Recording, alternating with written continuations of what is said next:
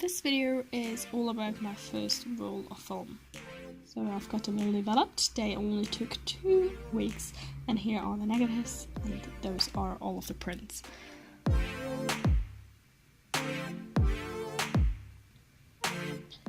I all shot them in a single day. I wanted to try it out, and here are some of the problems that actually occurred and that I had to kind of fight with.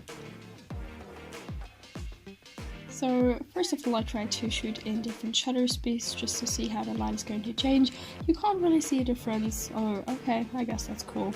I also tried to shoot in artificial light. Did not like the outcome of it. I don't like the colors. And another problem was I was super bad at focusing. Yeah, I do like landscape photography. It looks really cool and really old, which I love. And those pictures, they're so cool. Yeah, portrait photography, I do like it. I love how the colors turn out, I love it. I also tried to shoot with a prism, but yeah, I don't know, it looks super corrupted, but it was just a prism.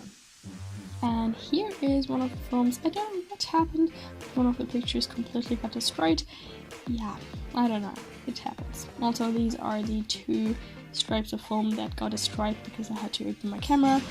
Yeah. And this is actually the end piece because I completely did not shot the last 3 pictures. And here are some of the completely fine and cool negatives that came out of it.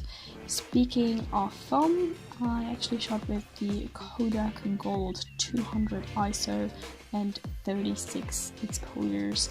I do like it. I don't think that 200 will work this fine, but actually this is all it. This is all about my first roll of film. Love you, bye.